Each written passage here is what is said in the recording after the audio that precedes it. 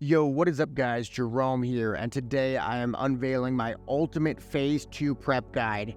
Exactly what I'm doing with all my characters, all my alts, everything, my investments, how I'm preparing for pre-questing. I've got a 5-step plan on exactly what you should do for Phase 2, so let's get right to it. Alright, so the first thing you need to do is to sort all your characters, all your alts, everything. So I'm working on, first of all, leveling all my characters, so I have a Warlock, I have a Boomkin. And once these characters are all level 25, you also want to get all 12 runes on them as well. You might think maybe getting all 12 runes is not necessary, but a lot of these runes are going to scale very, very well. So for example, on my priest, I have Mindseer right now, and Mindseer really isn't that good right now, but it's going to be much better in later phases with more spell power, with my shadow setup, so it's something I want to get even though I'm not using it right now. One note is that whether you're leveling or doing runes, they're both going to be harder to do in the next phase. Getting all this stuff out of the way now before people move on to the gnomeregan raid would be really important. It's also very important to maximize your gear right now. The gear is going to be very important for your leveling and for gnomeregan as well. One important thing for me as a caster is that I'm prioritizing spell damage even as a healer, because I want to be able to level more quickly. I'm going for as many BIS pieces as I can on my priest right now, but I'm also going to be saving up different pieces at higher level brackets. There are tons of greens and blues in the auction house that are really cheap because nobody can use them yet. I am holding back a little bit because I want to have a lot of gold for the part 2 of our plan.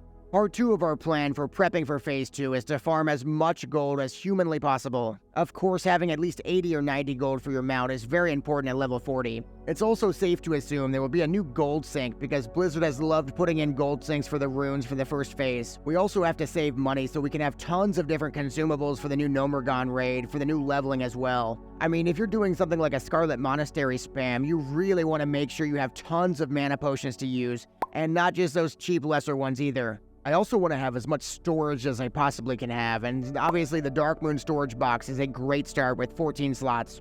But you can also get the Journeyman backpacks right now for about 40 gold each if you have the gold for it.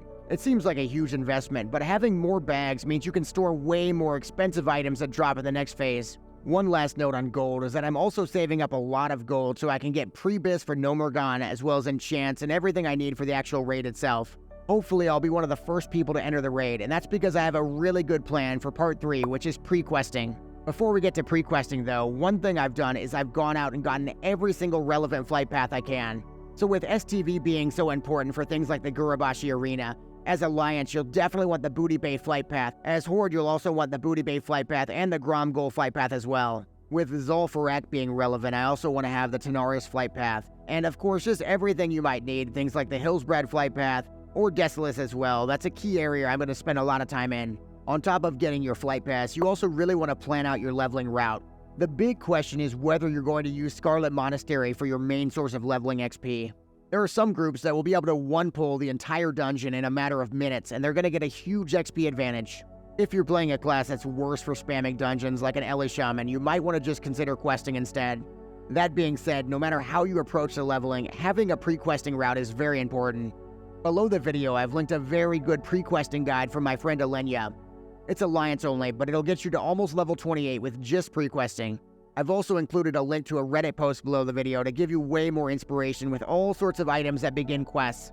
That's because there are way more than 20 quests you can save up with pre-questing. Pre-questing isn't the only thing you can prepare in advance though, because you can actually get all your profession set up as well in advance. We have to speculate a little bit here, but 225 is the max expected level for Phase 2. One thing you can do, which is what I did, is you can go on your favorite profession guide website, whether it's Wowhead, WoW Professions, whatever it is, and you can go and look at exactly what they recommend you do from 150 to 225.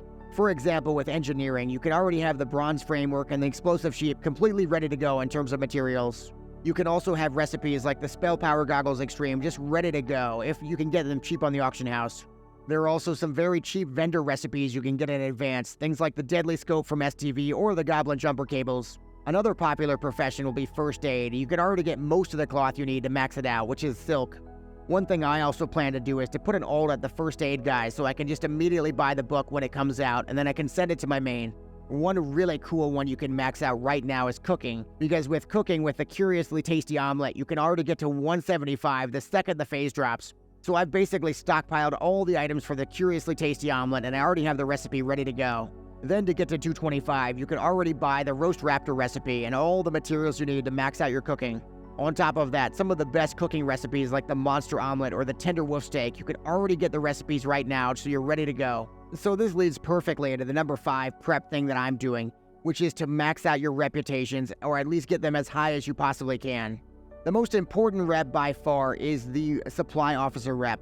So this is a little bit of speculation, but it's very likely the next rune from the supply officer will be an honored reputation. So I know it can be frustrating, but you've got to push through and get to honored because otherwise you'll be stuck doing this when the next phase drops. Another thing you want to do is to get rank 3. So rank 3, sure you unlock a cloak, but that's not the important part. The important part is in Season of Discovery, your rank doesn't degrade. So because if you get rank 3, you're just going to have a head start on the next set of gear. It only will take you a matter of hours to get rank 3, so I highly recommend you do it. This next step will not take a matter of hours, which is to max out your Warsong reputation and get exalted. So the reason you want to get exalted is there are some insanely good rewards in the rest of the phases. Like in phase 2, you get some really good epic bracers. So the key here is that you can do most of your reputation with just the Ashen Veil event. Then you can finish off exalted with Warsong games, and I know it'll take a really long time, but it is a huge advantage going to the next phase. So this is basically my entire phase 2 prep laid out for you. Another project I was working on was maxing my Timbermaw rep, or at least getting it to revered. Though I wouldn't really recommend doing that right now. I did end up getting the Furbog medicine pouch, which is pretty awesome to have right now. If you'd like to see maybe a short on getting the Furbog medicine pouch, I can definitely put that out. Give the video a like, hit the subscription button, it really helps me a lot. And then check out my gold making video on how I made over 900 gold in just 2 weeks in Season of Discovery. A very good video with Darkmoon Fair coming back again. You can make a ton of gold.